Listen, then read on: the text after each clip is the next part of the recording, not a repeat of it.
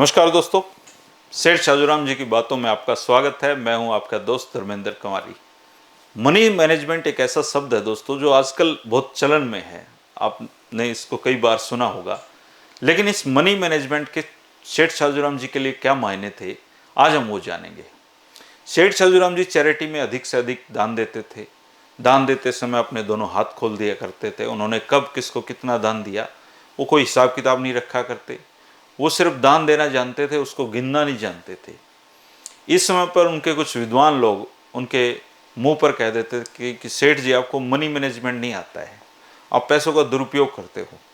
दान भी हिसाब से दिया जाता है, ऐसे अंधाधुंध तरीके से नहीं दिया जाता। इस पर सेठ शाजूराम हंस देते और कहते कि आप मुझसे अधिक पढ़े लिखे हैं, इसलिए मनी मैनेजमेंट आप मुझसे अधिक जानते होंगे, लेकिन मनी मैनेजमेंट की जो पढ़ाई आपने की है वह मैं अपने जीवन पर नहीं लागू करना चाहता। मनी मैनेजमेंट को लेकर मेरी अपनी एक फिलॉसफी है। जब वे विद्वान लोग उनकी फिलॉसफी पूछते तो सेठ जी कहते कि इस सच को आप जान ले कि धन किसी का सगा नहीं होता है। यह कब आए और कब चला जाए किसी को कुछ नहीं पता होता। अगर समय रहते इसका सदुपयोग नहीं किया गया तो मनी मैनेजमेंट की सारी पढ़ाई फेल हो जाती है। अब तुम पूछोगे कि पैसे का दुरुपयोग क्या है, सदुपयोग क्या है, तो मैं कहूँगा कि पैसे का सदुपयोग दो तरह से होता है। पहला खुद के लिए, अपने परिवार के कल्याण के लिए खर्च करना, और दूसरा दूसरों के कल्याण के लिए खर्च करना। तीसरा कोई सदुपयोग पैसे का है ही नहीं। पैसे को खुद के लिए, परिवार के लिए, दूसरों के कल्याण के लिए खर्च नहीं करते हैं, केवल इकट्ठा करते रहते हैं, तो आप मेरी बात लिख कर रख लो, एक दिन पैसा तुम्हें छोड़कर गायब हो जाएगा, गलत हाथों में चला जाएगा और तुम हाथ मलते रह जाओगे। ये विद्वान लोग सेठ शाजूराम की यह फिलॉसफी सुनकर दंग रह जाते थे। सेठ शाजूराम आगे कहते कि आपके पास जितनी भी संपत्ति है उसे भूलकर भी अपना मत समझना। उसमें से आपकी वास्तविक संपत्ति केवल उतनी है जितनी आप खुद पर, अपने परिवार पर या जन कल्याण पर खर्च करते हो। बाकी की संपत्ति आपकी है ही नहीं। अब आप कोई अजर अमर तो हो नहीं जो हमेशा संसार में बने रहेंगे। कभी भी बुलावा आ जाएगा, संसार छोड़कर जाना पड़ेगा, बाकी सब यहीं धरा का धरा रह जाएगा। पता नहीं सही हाथों में जाएगा या गलत हाथों में जाएगा, आपकी औलादें कैसी होंगी। इस संसार से गए, बाकी की संपत्ति भी तुम्हारे से गई। इसलिए जो तुम्हारी संपत्ति वही है जो तुम खुद पर अपने हाथों से खर्च कर गए।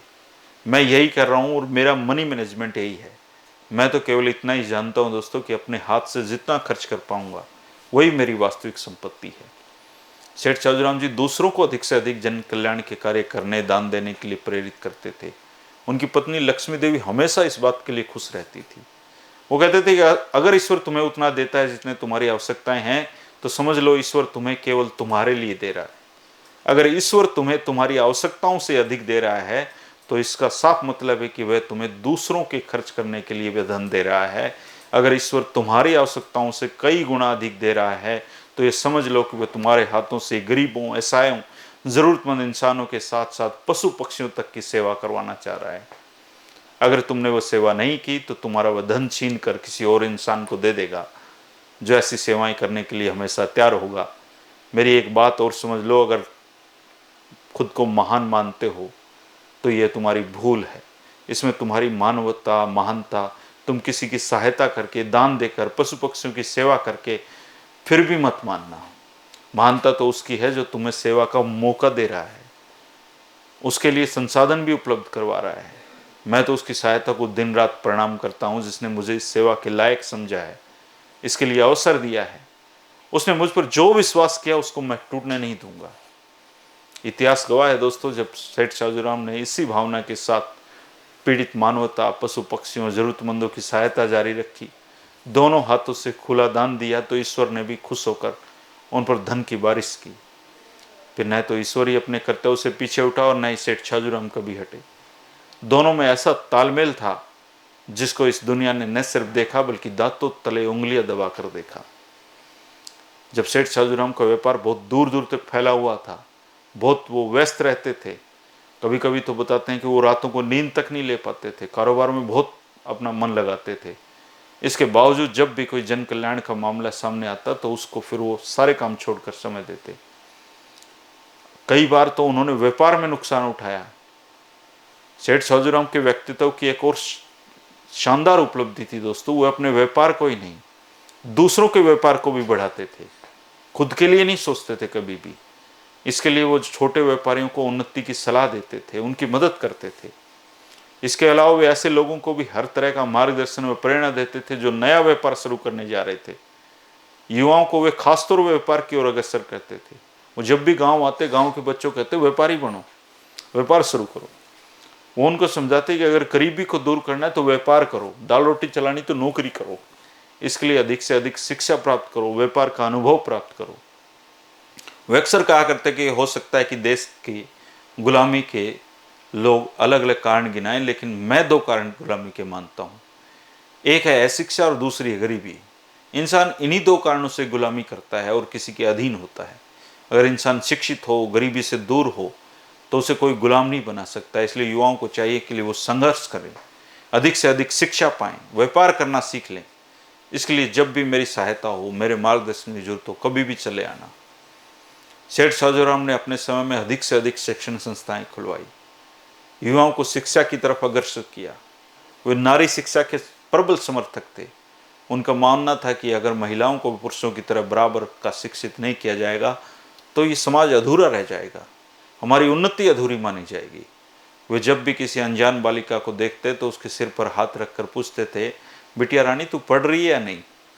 तेरा पढ़ना बहुत जरूरी है, बिना पढ़ाई के लिए कोई जिंदगी नहीं है। उन्होंने अपने जानकार, परिवार, रिश्तेदार, हर तरह जो बेटियां थी उनकी शिक्षा का बंदोबस्त किया, उनको आगे बढ़ाया। वे जब भी अनजान लोगों से मिलते थे, उनसे उनके बच्चों की शिक्षा के बारे में पूछा करते थे। और जब उनको पता चलता है किसी परिवार में लड़के को पढ़ाया नहीं जा रहा है या लड़कियों को नहीं पढ़ाया जा रहा, तो उनको बहुत दुख होता था। वो जोर देते थे लड़कियों को भी लड़कों के समान पढ़ाए जाने की, वकालत हमेशा करते थे। सेठ जी के पास जितने भी लोग काम करते थे, वो उनसे अनुरोध करते थे कि अपने बच्चों को बिना लड़का लड़के का भेदभाव किए पढ़ाना। उस समय लड़कियों की शिक्षा नाम मात्र की थी दोस्तों, इसलिए पैसों की परवाह नहीं करते थे। वो उनको समझाते थे कि वे लोग तब तक गरीब रहेंगे जब तक उनके बच्चे शिक्षित नहीं होंगे। बच्चे शिक्षित हो गए, आप गरीब रहेंगे ही नहीं। वो अपने नौकरों को खास महसूस करवाते थे। उनके पास सैकड़ों नौकर चाकर काम करते थे और उन्हें प्रत्येक नौकर का नाम पता था। वे लगभग हर नौकर से समय समय पर मुलाकात करते थे, उसका परिवार का हालचाल पूछते थे। वह नौकरों के हालात का पूरा उनको ध्यान रहता था। कौन नौकर किस तरह की समस्या का सामना कर रहा है, उसका समाधान क्या हो सकता है, सेठ साजूराम इसकी पूरी चिंता करते थे। सेठ साजूराम को यह पता होता था कि किस नौकर की पत्नी या बच्चा बीमार है, किसकी भैंस ब्याई या नहीं ब्याई है, किसकी क्या फसल हुई है, किसका बच्चा पास हुआ है, किसका फेल हुआ है, किसको आर्थिक परेशानी तो नहीं हो रही है, किसको गृहस्थ जीवन का में दिक्कतों का सामना करना पड़ रहा है। वो पूरा ध्यान रखा करते थे हर नौकर चाकर का। लक्ष्मी देवी को पूरी छूट थी कि कितना ही धन वो उनको दे दें। जब भी उन्हें अपना कोई नौकर दिखाई देता, वो उसका नाम लेकर पुकारते थे, उसके परिवार का हालचाल पूछते थे, वो उसके सुख दुख की बातें करते थे। इससे नौकरों में एक अपनापन पैदा होता था उनके प्रति। आत्मिक रूप से वो सेठ साजूराम से जुड़ा रहता था। इसका एक बड़ा फायदा ये होता था कि कोई भी नौकर उनके साथ विश्वासघात नहीं करता था, उनकी गोपनीयता कभी भंग नहीं हुई जीवन में। सेठ साजूराम अपने प्रत्येक नौकर को समय समय पर महत्वपूर्ण होने का एहसास करवाते थे। वो उसे एहसास करवाते थे कि उनके जीवन में उस नौकर का बहुत महत्व है। अगर रसोईया खाने में देरी कर देता तो उसको डांटते नहीं थे और प्यार से कहते थे कि क्यों भाई, आज तो बाबूजी को भूखा रखोगे, लेट मत हुआ करो, तुम नहीं होते तो मुझे चिंता हो जाती आज खाना मिलेगा या नहीं। तो बड़े लोगों को व्यवहार देखिए दोस्तों। अगर कोई नौकर उनके कमरे की सफाई करने में थोड़ी बहुत कोताही कभी कर देता तो कहते, भैया जी क्या तुम ये चाहते हो कि तुम्हारे बाबूजी गंदे कमरे में रहें? अगर यही चाहते हो तो बता दो, गंदे कमरे में रह लूँगा। अगर नहीं चाहते तो साफ कर दिया करो अच्छे से। तुम नहीं आते तो मैं परेशान हो जाता हूँ, तुम मेरा ख्याल रखा करो, कोई तुम नहीं रखोगे तो कौन मेरा ख्याल रखेगा। वो अपने नौकरों को कभी नहीं डांटते थे, उनका कभी वेतन नहीं काटा उन्होंने। वो उनसे मनोवैज्ञानिक ढंग से काम करवाते थे, उनको खुश रखते थे। इससे नौकर स्वयं को सुरक्षित समझते थे, वे उनका दिल से सम्मान करते थे। वे इस बात का प्रयास करते थे कि नौकरों को जितना वेतन दें उतना और कहीं ना मिल सके। पूरे कलकत्ता में सबसे महंगे नौकर सेठ साजूराम जी के होते थे। छिपे तौर पर उनकी अलग से मदद किया करते थे वो। सेठ शाहजूराम का मानना था कि व्यापार उतना उन्नति करता है जितने व्यापारी के पास मेहनती, संघर्षशील और ईमानदार कर्मचारी होते हैं। वे अपने नौकरों को कभी नौकर ही नहीं समझते थे, उनको साथी और सहयोगी समझते थे। इसलिए उन्होंने जीवन में, उनके व्यापार ने, उनके धन ने उन्नति की है दोस्तों। आजकल तो मैं तो कई खबरें छाप चुका हूँ कि फलाना अधिकारी ने अपने नौकर की पिटाई की। जब तक हमारा व्यवहार एक सामान्य आदमी के प्रति, अपने अधीनस्थ कर्मचारी के प्रति अच्छा नहीं होगा, तो हम समाज में कभी भी अच्छे तरीके से स्थापित नहीं हो सकते। समाज हमारी कभी इज्जत नहीं कर सकता दोस्तों। बहुत सारी खबरें तो हमें, जो लोग होते हैं, अधिकारी होते हैं बड़े, उनके नौकर चाकर ही देते हैं, उनकी काली करतूतें तो वही बताते हैं। और जो अच्छा आदमी होगा उसके नौकर बाहर जाकर कभी बुराई नहीं कर सकते, वो बताएंगे कि हमारा मालिक इतना अच्छा है। तो ये जीवन के सूत्र हैं जो सेठ शाहजूराम जी सिखा रहे हैं हमें। आज भी उनके जो बातें हैं वो हमें रास्ता दिखा सकती हैं, और इस रास्ते पर चलेंगे दोस्तों हम, तो हमारा जीवन भी बेहतर होगा। कल का जो वीडियो होगा दोस्तों, उसमें एक गजब का ये प्रसंग है कि एक बार सेठ शाहजूराम जी के जीवन के, उनका जो चरित्र है उसकी भी परीक्षा ली गई थी, और जो परीक्षा लेने वाली लड़की थी उसके साथ क्या हुआ, वो बहुत गजब की जानकारी दोस्तों, जिस कल 3 बजे हम सेठ शाहजूराम जी का जो चरित्र की परीक्षा है उसके बारे में बात करेंगे दोस्तों। 1-2 वीडियो बच गए हैं, ये अब पूरे हो जाएंगे।